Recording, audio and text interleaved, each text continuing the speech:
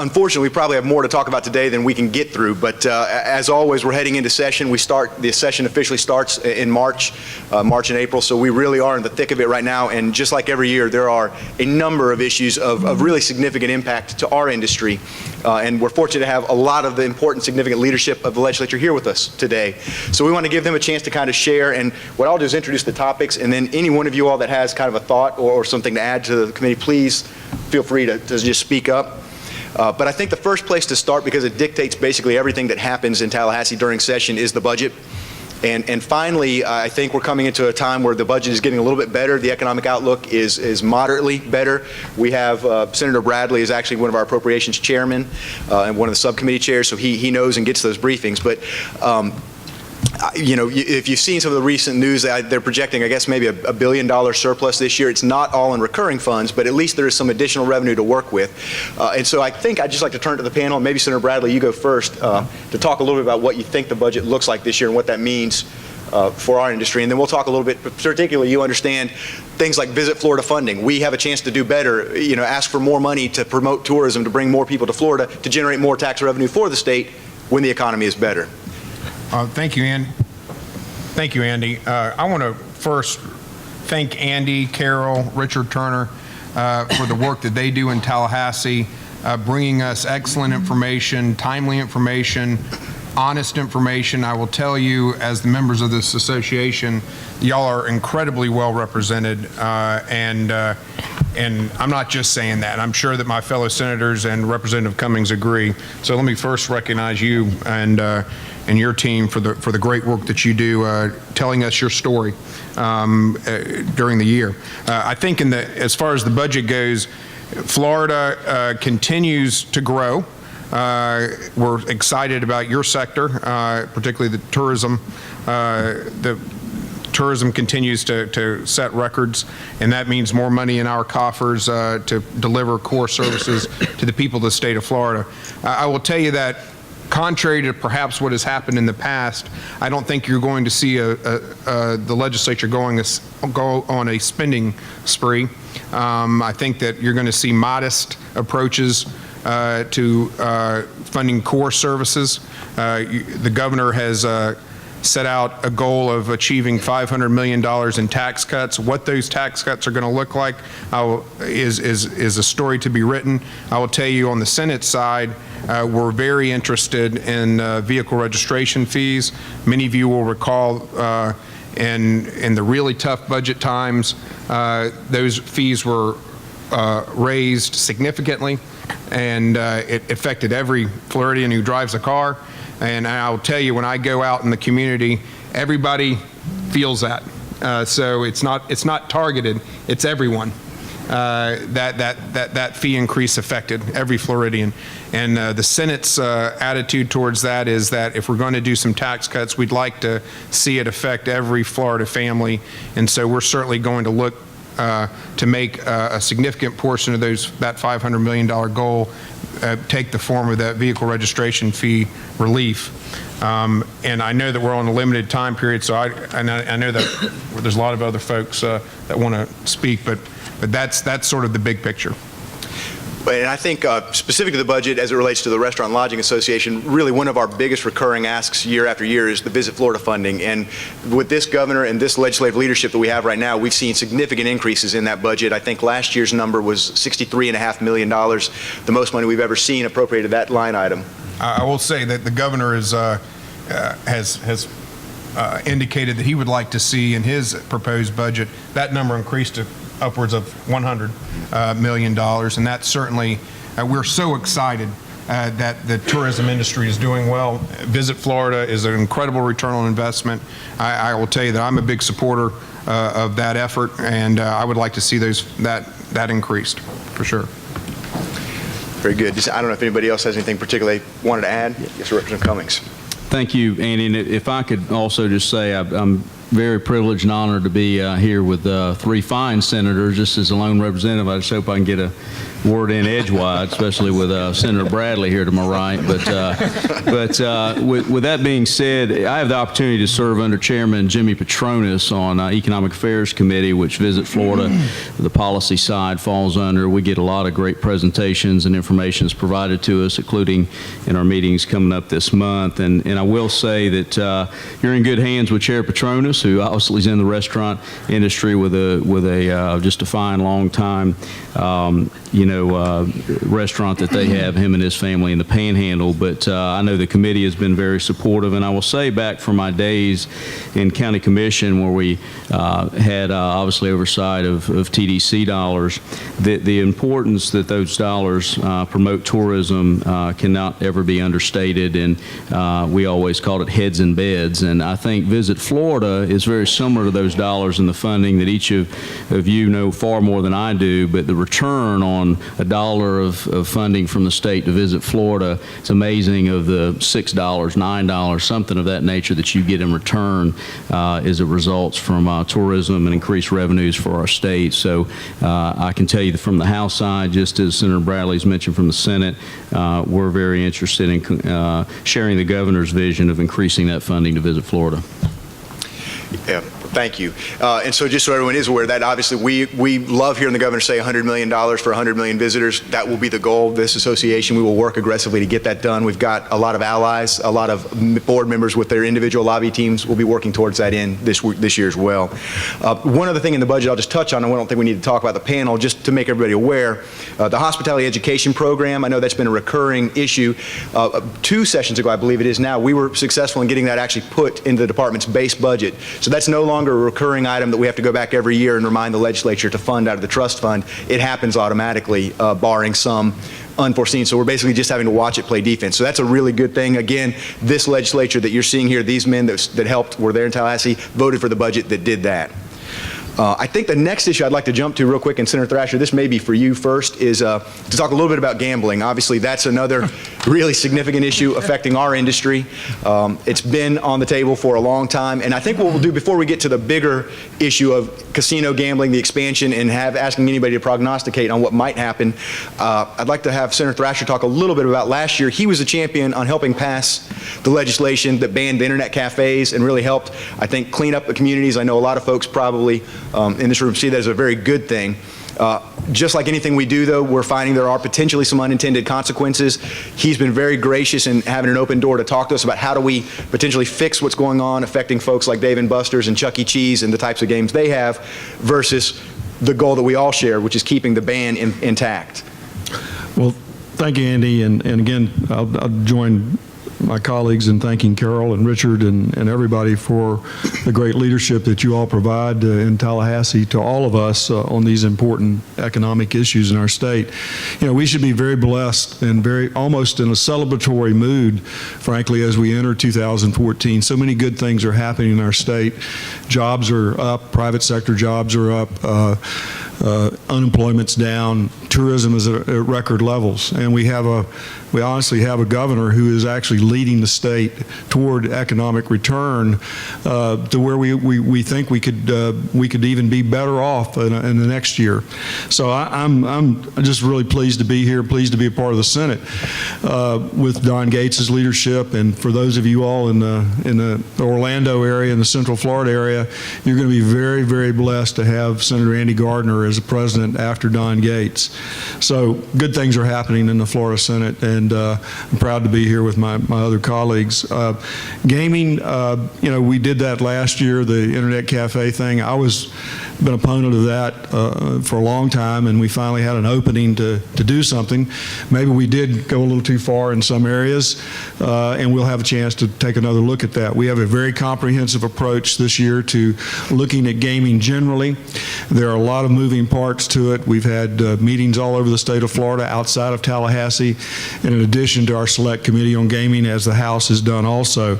I'm not going to sit here today and predict to you what's going to happen, but just to give you an example of the moving parts, we have the Seminoles, obviously, who have a compact with the state of Florida that's paying us $233 million a year. That's due to be renewed in 2015. There's no reason it couldn't be discussed this year. We have people who want to move into the state of Florida and create these destination casinos, big restaurants, big hotels, I guess, big retail types of establishments, primarily people from Las Vegas and Malaysia. We already have the pari-mutuel industry, which is still a viable industry in the state of Florida and has been for many years. They would like to be able to do a little bit more in the area of gaming. And then we have, of course, these internet cafe type folks who would like to get back into the business as long as it doesn't constitute gambling. So we will see what happens. Senator Garrett Richter from Fort Myers is our chairman, and we will begin earnestly to start looking at some of these issues as we get into the next few weeks. I am not a proponent of, personally, I will tell you, of expanding gambling in the state of Florida. I think we probably have enough of it. There may be some ways to control it a little bit better. There are some ideas about creating a commission, but certainly if it comes to deciding if destination casinos and that type of environment is what the people of Florida or what some people would like to see happen in the state of Florida, I personally am opposed to that. I think this state has built its reputation on solid family-oriented tourism, and we're seeing it pay off in the state of Florida this year with record numbers of tourists, and certainly an economy that's coming back without having casino-type gaming in the state of Florida. So we'll see what happens, but that's kind of an overview of where we are. Senator Bean, do you have a comment? Thank you very much, Andy, and good morning and Happy New Year. Welcome to Amelia Island. It's a pleasure to welcome you here. I used to be the mayor here, and so I can't give you an official welcome without asking you and reminding you to spend lots of money while you're here. So thank you for doing that. I feel a special connection to the Ritz-Carlton because my wife worked here for a good while, and she was a concierge here. Do you know, I don't know if you know this, they teach you a special language to work at the Ritz-Carlton. For instance, you can't say the word problem. You have to use a different word. And I remember her coming home and telling me that she made a very funny phone call one day at the front desk. She had to call maintenance and said, "Maintenance, we have a toilet opportunity in room C637. So Florida also has many opportunities as we go forward. Gambling is one of them. Let me tell you, I've met with them, and maybe I guess they've met with most legislators, and the proponents of gambling will make it sound so good. They'll make it sound that's going to bring revenue and everything, but we all really know what it is, and we can look at other places that have mortgaged their future on it. If you go, and I love Pennsylvania, but if you go to Atlantic City, and I've been there, you can look at one side of the street as mega casinos, which their main job is to keep you within the hotel, and you look across the street, and there's places where you wouldn't want your family visiting right across the street. So we are making tremendous progress. I was talking to Kevin from Disney World and Jay from SeaWorld last night. We have made tremendous progress, and it's really paying off. And have you realized, I guess we put some numbers on the board, that when your industry does well, we as a state do well too. And so we want to make sure that we continue the road that we've had. I had a reporter call me just 2 days ago and said, gambling, where are you being? And it's just the wrong direction. On a much larger level than your HEP program, playing defense is something that we're going to continue to have to do. In the last 20 years, I think we've had 3 or 4 different statewide referendums, and we've always said this is not the direction that we want to go in, but these guys have lots of money and they are patient, and so they're going to continue to come back. So staying on defense and staying together and working towards 100 million visitors where we can still have the resources to promote our state and do good things right here. So thank you for being here. Thanks for letting me be a part of it. Richard, Carol, it's always a pleasure working with you guys, and look forward to continue working together. Thank you. Okay. And I think exactly what you heard is exactly right. The jury is still completely out. It's very difficult for anybody to tell you what might or might not happen. There's been discussions of a potential constitutional amendment being proposed that would kind of say this is the last year that we would statutorily address gambling changes, that anything in the future would require a constitutional change. There's all kinds of ideas percolating out there. So again, it's something that we'll be intimately involved in Tallahassee, watching it and keeping the association informed as we move forward. The next issue we probably might want to jump to, we have about 15 minutes left on this program, is taxes. And I think we have this, besides gambling and besides Visit Florida, is probably the next highest issue on our agenda this year. We are pursuing a piece of legislation specifically to address a problem that many of you hoteliers are realizing related to the communication services tax and the way that Department of Revenue has decided to interpret the application of that tax. And that's just to kind of level set the conversation, we, about 2 years ago, I guess, began seeing audits from some of our members where DOR, without any written notice, without any prior notification, was showing up and leaving behind these audits with a negative finding saying, you know, hundreds of thousands of dollars potentially were owed in taxes and penalties.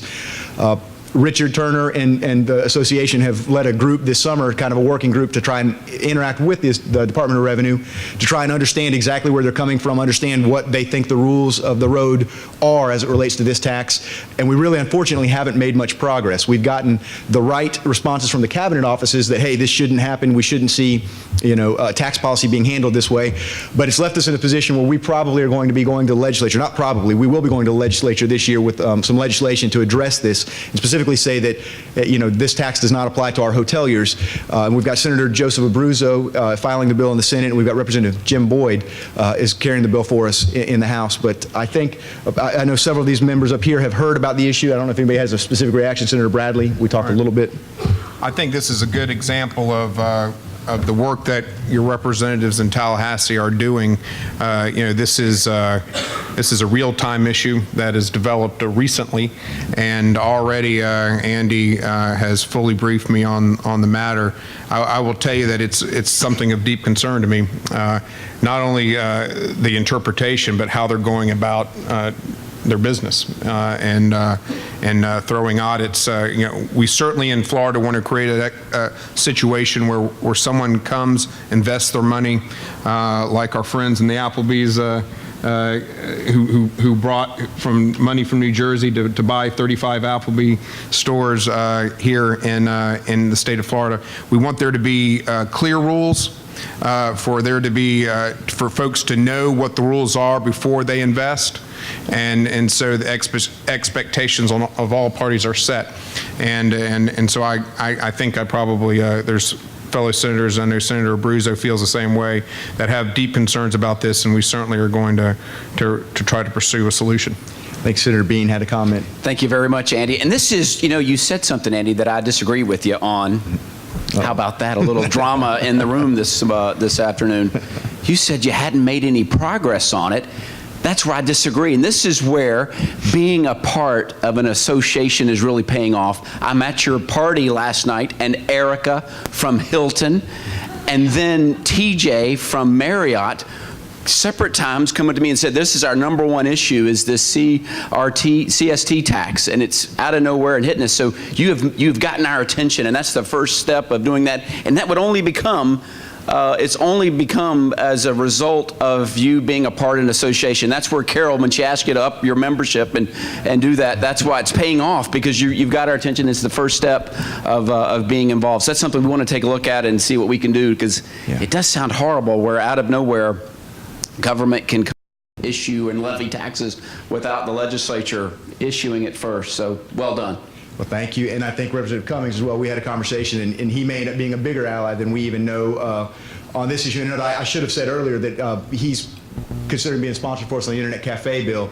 But I think from the House perspective, I'd like to hear, you know, just kind of your reaction, Representative. Sure. A couple things, and thank you. And, you know, this is purely an issue, and obviously with, you know, such long time public servants like Senator Thrasher, he's dealt with this so many years, and Senator Bean being in the House. But it's funny, Senator Bradley and I live together, separate living quarters at the in Tallahassee, and we. I think a room together is probably. Yeah, room together in Tallahassee. And as we got through about halfway through our session, first session, and concluded, and we were speaking one day about, hey, we're up here for, 4 probably total months a year, more than they tell us when we take this part-time job, but still on a fairly limited basis to where the agencies that carry out very important functions, as well as your association members and staff and the House and Senate staff are there, live there in full time, and they're able to deal with these issues. This is why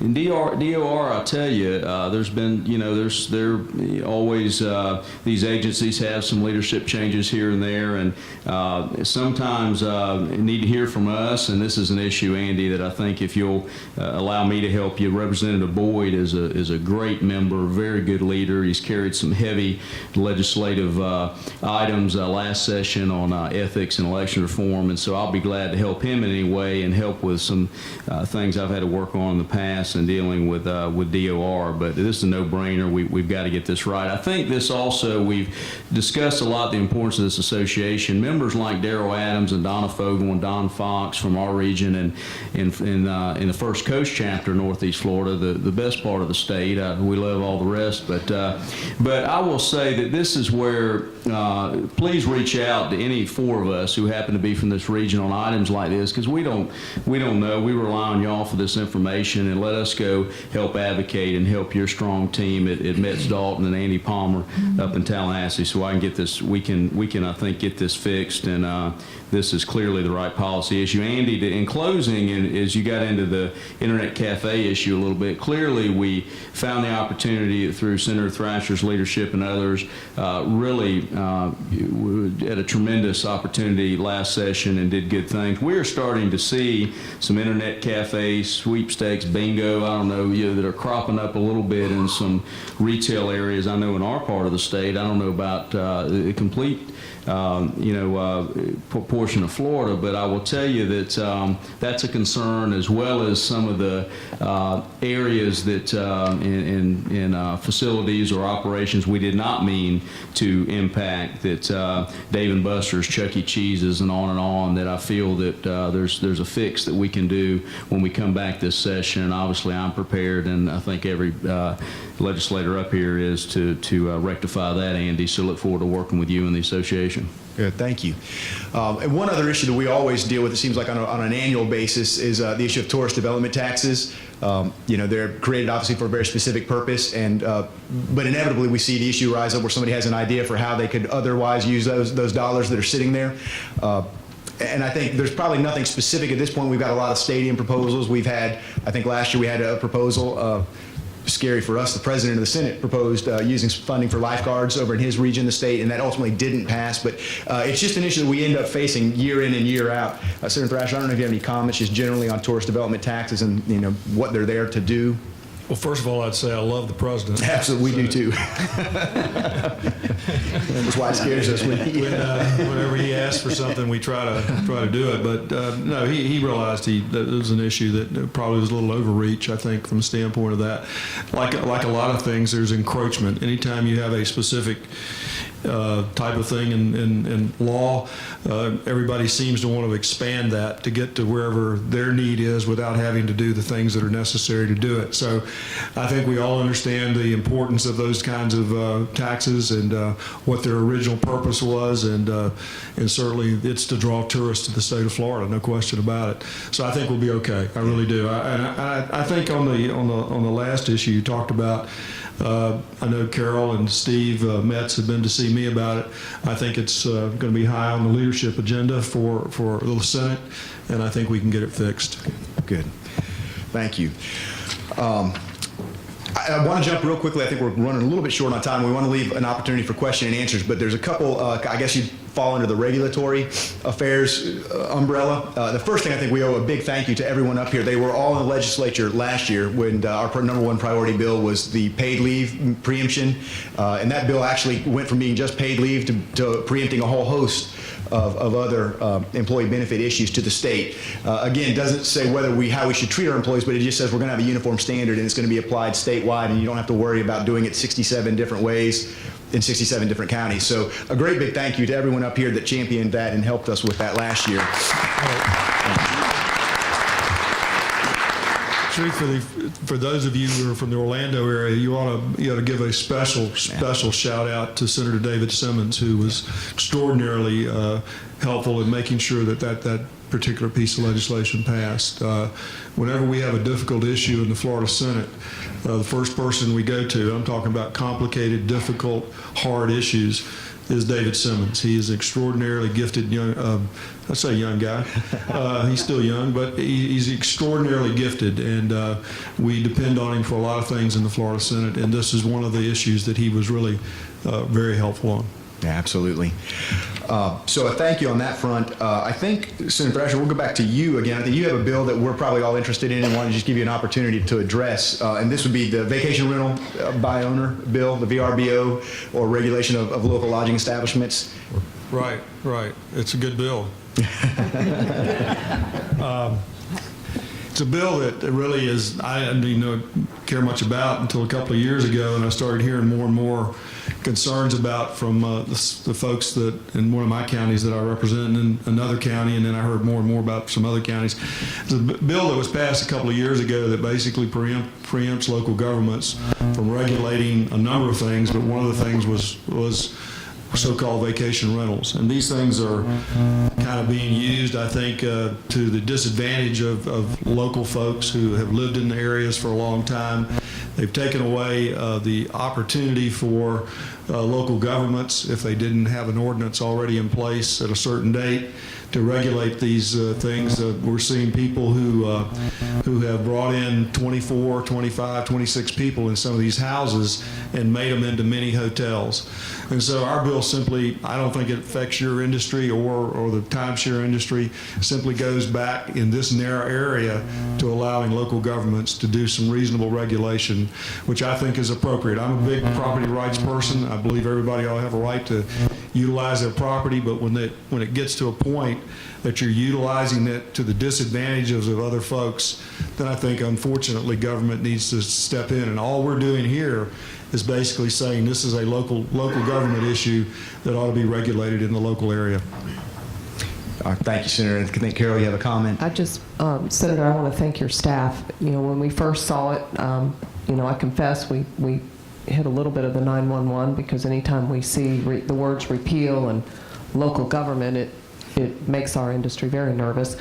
I've spent a great deal of time with his staff. I totally understand where they're headed now.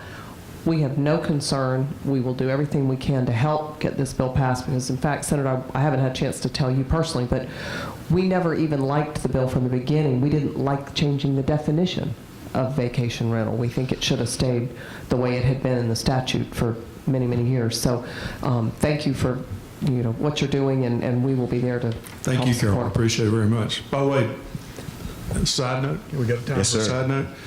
Carol and I have something common that we really share that you all ought to know about, and that is our birthdays are on the same day.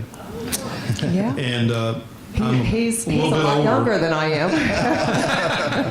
But we found that out not long ago, and it was really neat. Really neat. That's good. It's December 18th. Yeah. 39 and holding. That's what we do. I'm 49 and holding. But Andy, before we go on, yes. He's about to take a sip of water, but I wanted to make sure that, every new year we start with new chairman. Mike Shutley from Brinker, obviously, is our chairman.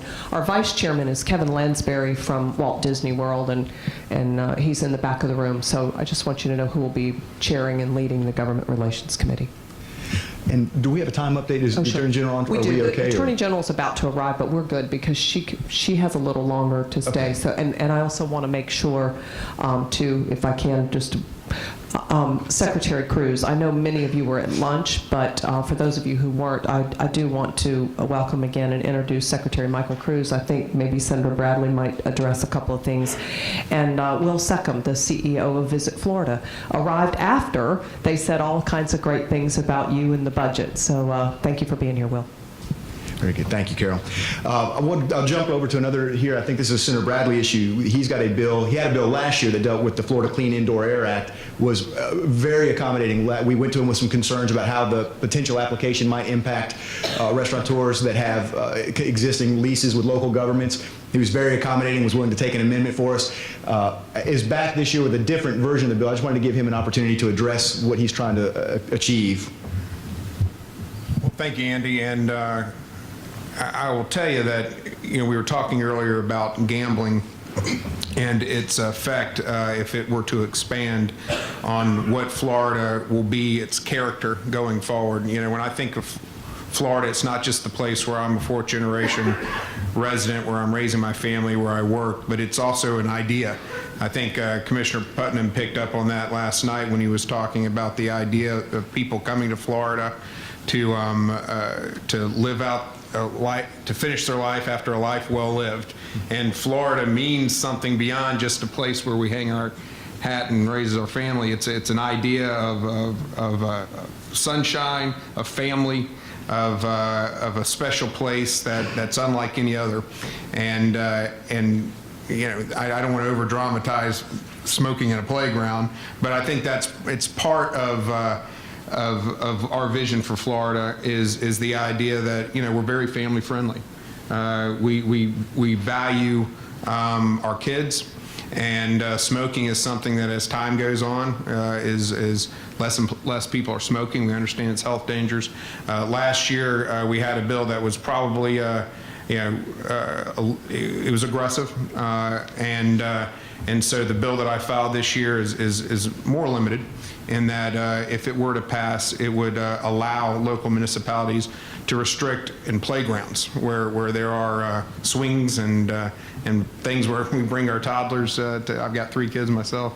That those local governments could restrict smoking in those areas. So we're not talking about restaurants on beaches. We're not talking about anything that should affect anybody's business interests here. However, that being said, much like last year, I'm very sensitive to making sure that we continue our pro-business environment here in Florida. So if there are concerns with the bill, my door does remain open for sure. And you mentioned Secretary Cruz, who, if you missed his excellent speech, I'm sure you were surprised that we ended up spending so much time talking about criminal justice, of all things. But I will tell you, Secretary Cruz is doing something that really is unprecedented in Florida. The Department of Corrections probably, I think the Secretary would agree, has sort of a tradition of being kind of isolated from the rest of the government, the rest of the business community, and he has just really been impressive to me in how he's reached out to the business community. This is a tangible example that you've observed in trying to create partnerships, public-private partnerships. That is an area of our budget that has struggled for a lot of years. They've run chronic deficits, but it's a critical area. We have a 43-year crime low in the state of Florida, and a big part of that is the fact that we have a correction systems that keeps the bad guys away from our families and those who are trying to conduct business. And none of it matters, does it? You can't run your business. You can't have a thriving tourism area, thriving tourism, thriving lodging and restaurant communities if crime is running rampant. That is one of those baseline foundational things that has to be taken care of, the public safety. And in Florida, our recidivism rate is going down, our crime rate is going down. So you partnering with the Department of Corrections in the manner that the Secretary was described means a lot to us. And it's very helpful in taking those dollars, and instead of spending them on linens that were going to be thrown away, we can now take those dollars and pay perhaps one of those brave men and women who make $32,000 a year dealing with the worst of the worst, maybe pay them a little bit more, or maybe add some more to that deficit of individuals that we need to fill to make sure that we don't work our correctional officers to death, because we do have a lapse, a salary lapse that creates not enough people to protect us. And so thank you for that partnership. Carol, thank you for your leadership on that. And that was heartening, and the governor did a good job. Very good. Well, thank you. And I think Senator Bean and Representative Cummings, I'd like to just kind of finish with you. We won't get into a whole litany, but there are, every year we see this, and this year is no exception, a whole litany of bills out there, ideas, additional regulatory burdens on the industry, whether it be posting the inspection reports and giving grades to restaurant establishments, or requirements about labor force issues, or posting of food allergy items, and just a whole list of issues that are out there. Could you speak just kind of what you think the environment in Tallahassee is towards regulation, towards how we treat industry and business in our state, and Sure. what we could expect? And thank you for the question, Andy. First of all, I'm a franchisee of Putt Putt, the little mini golf place, and we actually have a concession stand. We have a restaurant license, and we are subject to inspection anytime by the Department of Health in the state of Florida. So I know exactly how that feels. And of course, we always try to be as safe and clean as we can, but it's hard. It's hard already to make a living, and then when government comes, it's even a little bit hard. And I'm not saying that's not a good thing. I'm just saying that's the way it is to do business in the state of Florida. But what's most helpful to us as legislators is your involvement, is telling us what's happening. Tell us about this tax. Tell us about other issues that you're facing, if it makes sense. And that's where Carol and Andy and Richard all come in, and you being a member here. I know I've said that before, and I feel like they're not paying me to say that or anything. I'm just telling you that's what makes a difference. We're only as good, legislators are only as good as the information we receive. So when we get good information that there is a overburdensome issue facing your industry, then we need to know about it, and that's the only reason that we'll act upon it. So we're always listening. So you do have a role to play of staying involved. I think the atmosphere is we want to help. Everybody wants to help. Both sides of the aisle, Republicans, Democrats, even House members, Travis Cummings, all want to help us have a thriving state. And so by you being involved and letting us know what's happening, then we can act on it. So stay involved. Thank you. And I don't know, Representative, if you have anything from the House perspective as to how they approach regulatory issues and what we might expect. Sure. Thank you, Andy. And, I'd echo what Senator Bean mentioned in terms of, there continues to be low tolerance, I think in the House. And I know I sit on the DBPR subcommittee, which a lot of, obviously, industries or occupations are impacted there. And we closely monitor that. Unfortunately, there are a lot of things that we're not aware of. We get one crack at it each session. Sometimes we, it gets into what Carol mentioned about the vacation rental bill. Sometimes we try to do something good, and there's some unintended consequences. I know that Senator Galvano and I are working with the CFO's office this session on a workers' comp related bill as it relates to stop work orders. I had a business in Clay County, and this has happened all across the state, where they inadvertently were late on the workers' comp premium. It was really an insurance carrier issue. They admitted to it. Major insurance carrier typically does a great job, and they show up and put something on their front door that basically says you got to close down. And they had, in this case, patients all day that they had to close down for several days before we could get it rectified. And items like that, we know there's some bad actors out there that we want to have adequate regulations and safe and healthy environments, but we can go too far. And I think, Andy, we're always monitoring that, and it's something we're mindful of, but we don't claim to always make the best decisions, and that's what really each of you and your members and resources are there for. But great question. Thank you. I think that really kind of concludes what we have time for today. You can see, how many issues there are out there. That's just the stuff that we proactively know that is on the agenda. There's still a couple months that new bills and new things could pop up and come out. So I appreciate your time. Appreciate how much you all pay attention to the industry and the needs of what we're fighting and facing. I think, Carol, if we have a minute, we got questions. We have time. Okay. So we'd like to open the floor for any questions while we have these gentlemen here with us today. Yes, sir. Of course, for businesses, when it comes to the healthcare situation, we've done the reprieve for the year. I can tell you, the firehouse we went in and launched anyway, so we're already getting a lot of experience with the real-world implications. So my question from a legislative standpoint is: do you see anything happening within the state on the healthcare front that you're going to be taking up, and in particular, what will the debate continue to be in regard to the expansion of Medicaid? Senator Bean, that sounds like one for you. That's a great question, and thank you so much for the question. Start with the easy stuff. Let's get that. You know what? Last year, and I'm on the select committee, as is Representative Cummings on the House side of the select committee, that for 2 months examined our Medicaid program, examined our involvement with the federal government, how it would operate, what we get for our money for current Medicaid, what we would get if we expanded Medicaid. We came to the conclusion it was not in the best interest of Florida to expand our Medicaid program. That was our decision. Now this year, unless something changes, unless there's some type of new information or new things, I think we're going to get the same output or come to the same conclusion. Now we have asked the federal government if we could do it differently in Florida, if we could take a baby step. In fact, President Gates wrote Kathleen Sebelius and said, is it possible that we only go a little bit, or could we have flexibility in recognizing that Florida is a little bit different from other states? Each and every time, the answer was no. You expand our way 100% or you don't do it at all. Once again, the federal government has put lots of money out in front, but the effects on our state financially after the federal government starts pulling away really doesn't leave us as a healthy state, as the state that you and I want to be in, as a healthy health financially as a possibility. So it's very, very scary, I guess, that we would consider doing something like that all the way the federal government operates.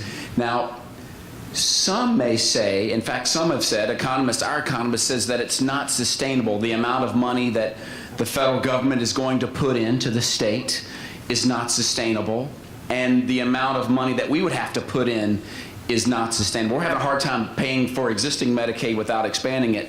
But others would say, well, you should take the federal government's word. If they say the money is going to be there, then by golly, it'll be there. So if we want to take a quick look at their track record, the federal government, because they said that if you like your insurance, you can keep it.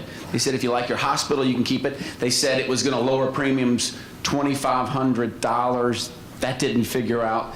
I could go on a list and list all the things they predicted and said they would. So it's a very scary situation for us, I believe, and if my crystal ball is correct, that Florida takes the same stance it did last year with no expansion of Medicaid. If I could just follow. One follow-up, go right ahead. Yes, sir, what do you got? What I've asked the legislature is to really have maybe some more in-depth discussion than you perhaps have had with business in particular, and particularly in this industry, because our employee base is probably disproportionately within that margin that Medicaid expansion would cover. So the impact on us, and I know the big picture implications, but the reality is for our businesses, we are disproportionately hit, and especially as we roll into 2015. So you can also take a more generalist view that it's a societal burden that should be maybe borne on a more general basis as opposed to our industries, which will get hit disproportionately. So that's really the interest. I wish we didn't have to deal with any of it, frankly. No, and I'm with you. Things we are looking at, we looked at it last year. There were 3 different alternative plans to the Affordable Care Act implementation. Representative Cummings had a proposal in the House. I had a proposal in the Senate that said we use state funds to partner with folks that want health care. We identified massive plans, or I guess high deductible plans that start as low as $45 a month, and we said if you buy one, we'll pay half. In fact, it used so little money. They dubbed this plan the teeny weeny beanie plan. I thought it was a great plan, a way that we could partner with folks. It didn't come to pass, but hopefully, I know the House is interested in doing something to say if somebody takes the first step and has an initiative, we can. Maybe that'll take a little burden off our business community. It's just unfair. Life's not fair. That's what my mom always said, and it's not fair now, the way the federal government has really just gone off the reservation, how they're implementing this act, how they continue to just change the rules half-heartedly without going through Congress. So hang in there. And I think Representative Cummings, who did carry the bill in the House, I saw your hand, we had a couple comments as well, Senator Bean, to add on. Thank you. And Don, thanks for your leadership. I know you've really been carrying the torch on working with your members that have really been impacted by the employer mandate. Now, while that's been delayed, it's obviously inevitable, but the restaurant and lodging employers and your employees, there's no other group that has had the impact that it has. And in my professional life, I work in the field of employee benefits, so work with a lot of your members, whether hoteliers or whether they're restaurants. And Don, this is interesting. The House, unfortunately, had to be the bad guys here. Speaker Weatherford really, took a lot of heat and continues to, and as well as the Republican caucus, which was united in opposing a one-size-fits-all form of Medicaid expansion. I will tell you that Senator Bean alluded to the unsustainable cost, and you're talking about a $14 billion state budget 7 years ago, going to over $22 billion on Medicaid alone. $22 billion in health care. 50% in 7 years. One little known fact I heard the other day was that we discussed a lot what was called a woodworking in the PPACA discussions last session, and obviously Senator Bean knows what this is, and it means those eligible for Medicaid today that eligible to enroll at any time. What's happened with the navigators and the attention to the individual mandate of the federal health care reform, ACA, whatever you want to call it, is that those folks, upwards of 190,000 since this time last year, has enrolled into Medicaid. I don't have those dollars in front of me right now, but I can tell you they're very, very significant. So coverage has been expanded in Florida, upwards of almost 200,000, as well as, Don, we continue to try to find ways to have a more sustainable model of delivering health care to the most vulnerable and less fortunate Floridians. But, telemedicine is something that I know we may say, well, God, what's that have to do with anything? Well, it is in the delivery system of trying to reach more people. Scope of practice issues are a real hot topic. Senator Bean and I are running the telemedicine bills in the respective chambers of the House and the Senate. So, Andy, I would end by saying I think Don Fox was right on that, I need to relay to Chairman Corcoran and Chair Leva and others in this discussion that as we talk about solutions to expand coverage, that all of us, even the Republican caucus of the Florida House, can agree there's some gaps and that we need to cover some folks and be attentive to your issues and those that you employ is very necessary, and we'll be reaching out to do that. And this is a multi-year effort, not just this session. So I hear you loud and clear, but also there's a lot of things we've had to consider and continue to do so. Thank you.